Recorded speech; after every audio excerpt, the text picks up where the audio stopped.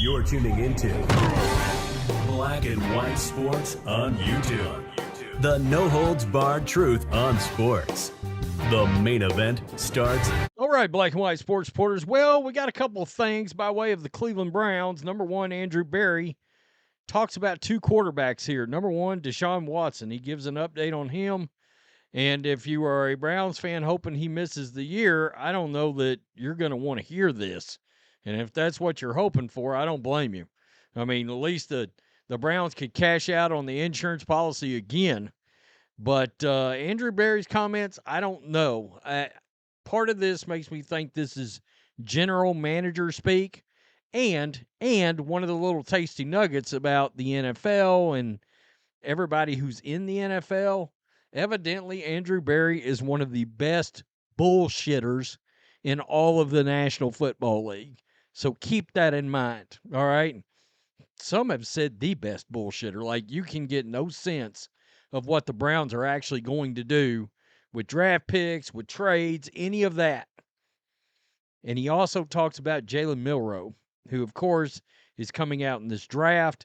He's been invited to the NFL draft, and a lot of people can't figure that out because they're like, who's going to draft him in the first round? It's very confusing. So anyway, let's look at this. He does have traits, by the way, but we'll get to that in a minute. Browns GM gives a update on Deshaun Watson's recovery.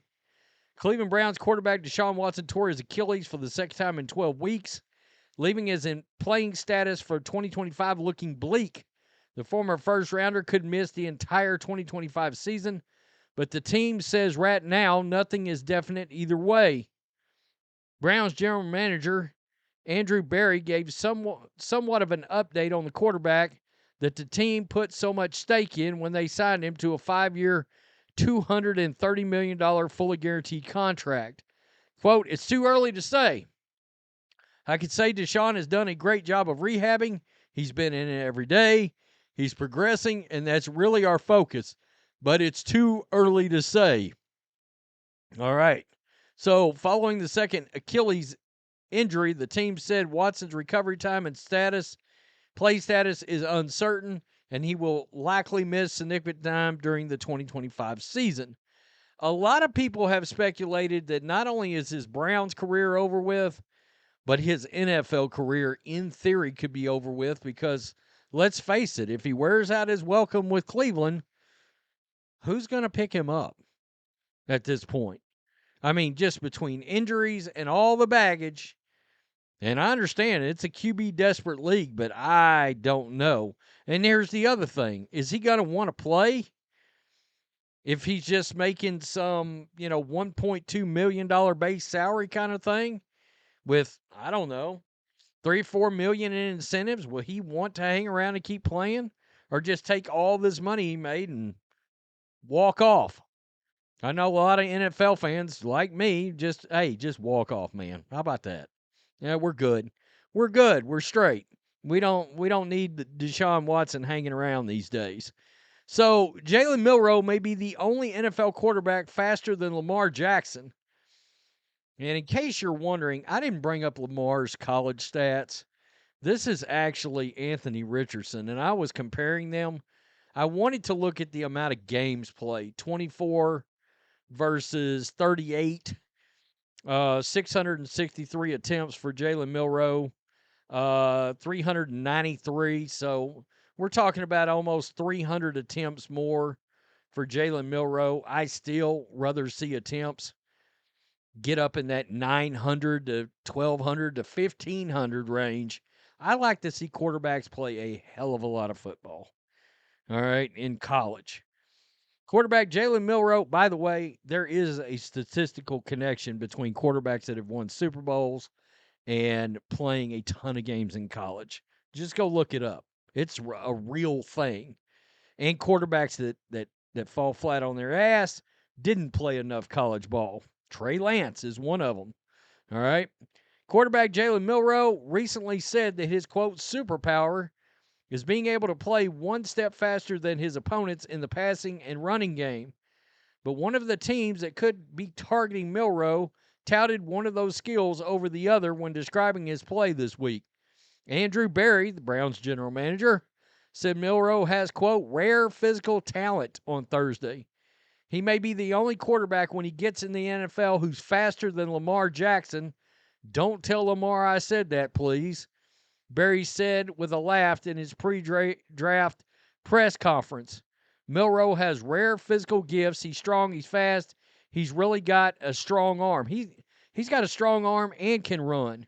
In any system that you build around him, you want to take advantage of the fact that he has things that no other players at the position has, right? Cleveland also has one advantage over the other teams.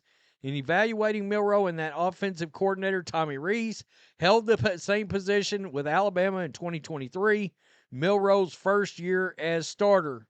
It helps a lot. I mean, you have to have been at Alabama with him for the full year, calling plays for him, knowing his strengths and weaknesses helps a lot. You know, I did not even think about that. But, yeah, that connection there with Tommy Rees is rather interesting. Now, many have said that it's Tyler Shough here, all right? That really looks like the pick with that first pick in the second round, unless somebody jumps them for it. But I guess it could be Jalen Milroe. However, that doesn't fit what it is Kevin Stefanski wants to do. The fact is, Kevin Stefanski wants of the two quarterbacks, if you compare Shedeur Sanders and Jalen Milroe, Stefanski wants a Sanders kind of guy, okay, over a Milroe kind of guy usually. He wants a processor, a guy with really good accuracy, a guy like Kirk Cousins, a guy like Joe Flacco. Now, it doesn't hurt to have a rocket arm like Joe Flacco.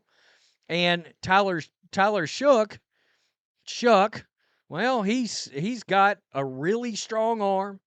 He's much more mobile than people are talking about. I don't get that. He's a mobile quarterback. He's athletic. Honestly, I'm kind of like it's a stronger to arm version of Bo Nix, maybe. Or I tell you the guy that he really reminds me of, actually. A mobile, more athletic, much more athletic version of Joe Flacco. There we go. Now, he's already on the team. I'm talking about Joe Flacco is already on the Browns. But that's who Tyler Shough reminds me of. Because Flacco had a gun on him, but he was a standard, not mobile pocket passer. So imagine having Flacco's ability. By the way, came out of Delaware. But with much, you got Flacco's arm, much more mobility and athleticism. Sounds like he'd probably be a pretty good NFL quarterback for 10 years. So, I don't know. Jalen Milroe, personally, I'm going to tell you this. If I'm a team and I'm looking at Jalen Milroe, and I'm like, man, we really like him. Yeah, well, if that's the case, why didn't you just trade for Joe Milton?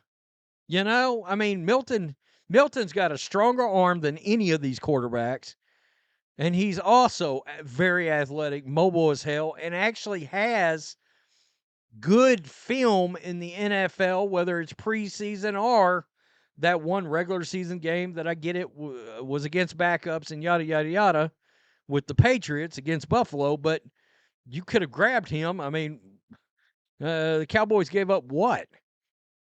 A fifth for him?